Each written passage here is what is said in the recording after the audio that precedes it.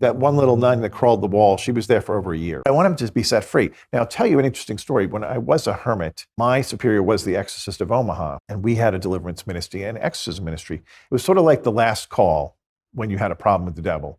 If your exorcist couldn't get him out, we had people flying in from all over the world that would stay with us, some for a week. That one little nun that crawled the wall, she was there for over a year. Took a year. She was satanically, ritually abused as a baby, and she didn't know it. And so that had to all come out. That's another time. While we're there, Before you move on, no. Okay, all right, I'll ask you about it after. So this man who thinks he's a woman comes. This is long before. I was there from 2005 to 2010. So think about that. This is back when gay was the big thing, not transgender. And the mother of this young man said he wanted her approval, and she said, I can't approve of this. But if you go on a retreat to this group and you really go on the retreat for the purpose of opening your heart to God, I will, if you come back and say you still want to be a woman, I will bless it. So he comes. So this is an intense program. So he's there for 8 days. 3 times a day he gets prayed with a group of men over him, right? And we're releasing images of what we see about how God loves him. And there's another group discerning on the side who are lifting him up and asking God to show us how to pray for him. And then he's coming to mass, and it's intense, right? Every day. We're not getting a lot of breakthroughs in the beginning. And then one of the discernment teams finally said, Lord, is there something we're missing? And the whole team got images of the Father. And we're like, we don't know much about who's the Father. What about, because he had a father. So one of the nuns says to the exorcist, can we have permission to call his mother who sent him here? So sure, go call her. So they call her. What's the deal with the father? And she starts crying. She goes, I never wanted him to know, but I got pregnant before I got married to what he thinks is his father, but that's not his father. And then she got pregnant by the man who was married to her, and it was a daughter. And he did favor the daughter because it was his. Subconsciously, this little boy learned, if I want to be loved by my dad, I have to be a girl. But he didn't know this. It was all like subconscious. So when we finally learned this and then started praying against this spirits of diversity and division and all these things, we took him through him being created by God in a meditation. Okay? And now God's looking upon you, and out of his love, he's creating you, and he creates your little heart, and it begins to beat, and he creates your little feet and your hands, your legs. And then he creates your genitals as a boy. And the demon went insane, screaming, screeches from hell like you could never hear coming from a human. And that was the signal.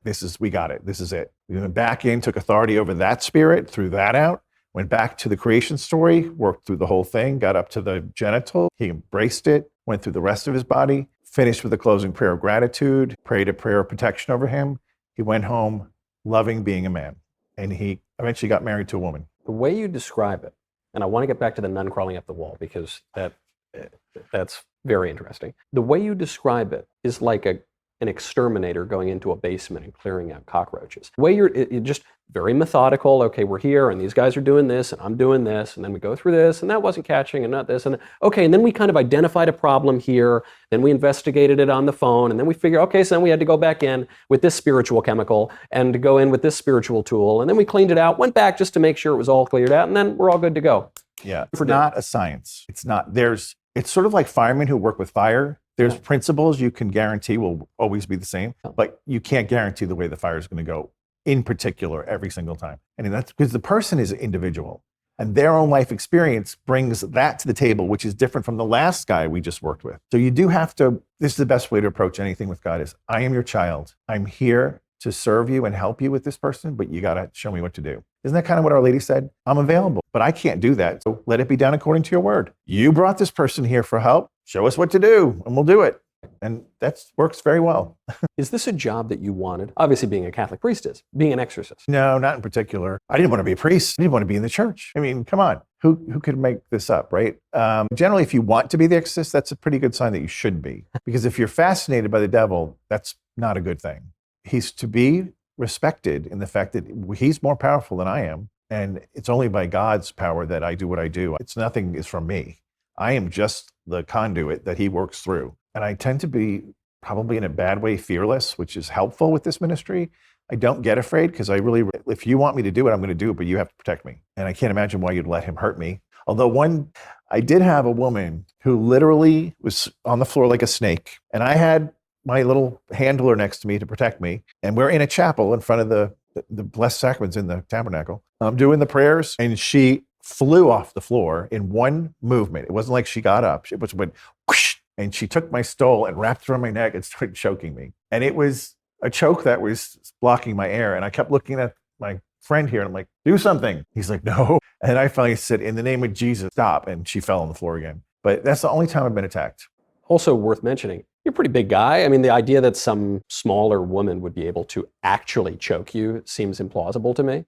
Well, flying off the floor seems implausible too. Flying off the floor also seems... So when I saw that, I'm like, this is not good. Speaking of the other woman that you alluded to before, the nun, you said she was satanically ritually abused as a kid. This is the sort of thing, when that phrase comes up, the really respectable liberal people will tell you, oh, that's a ridiculous conspiracy theory. That doesn't happen. Get off your tinfoil hat. There's no satanic ritual abuse that goes on.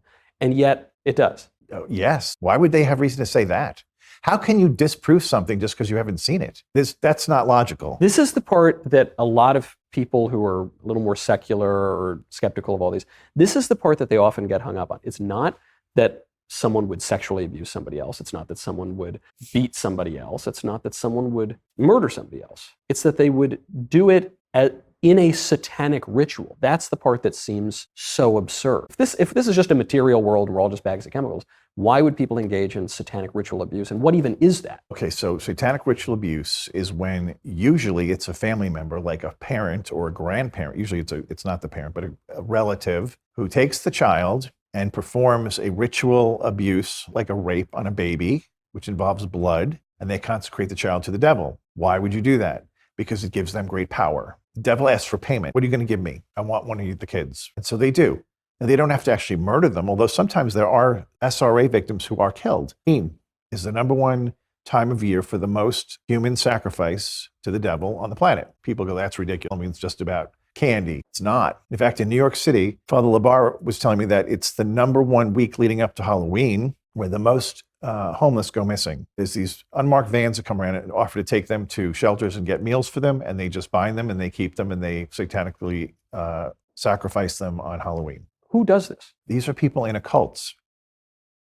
You know, they keep hidden. Obviously, if they were mainstream, that would be a bigger problem. But if that day comes, you know, then I'm going underground. But they're out there. You know, when I went off to exorcism training in Rome, these are seasoned exorcists that have been doing this for 20, 30 years that come in to teach what they've learned and what they've experienced. One of the most interesting things was a case of a medical doctor in Rome who was invited to go to a party, and they said, you know, there's a way you can like triple your income like that. Just come to this party. He's like, okay, goes. Very normal party, you know, bougie, high end, drinks are flowing, heavy hors d'oeuvres, beautiful setting. And then all of a sudden, all these people come out with the black robes and hoods, and this weird ritual begins. There was something done to a child, but it wasn't murdered, but it was foul. And he was a bit horrified. And then they came over to him and said, we understand that you're interested in increasing your income. And he goes, well, I don't know about any of this. I just wanted a get rich. They were quick like, scheme. yeah. He's like, well, we're not going to ask you to do that. Well, you can just give us one of your children. He goes, what do you mean give me one of my children? They go, just spiritually, not physically. And so he says, well, then you can have my daughter. I don't know. You look at me like that because I have the same mentality. Who would do this? But for some reason, he just had the influence over him that he would do it. 24 hours, the daughter starts having nightmares, then night terrors, then she's suicidal. And the father knows what's going on. So he finally tells the wife, and the wife is, you know, as you can imagine, she's through the roof. So she calls the bishop, gets the exorcist involved.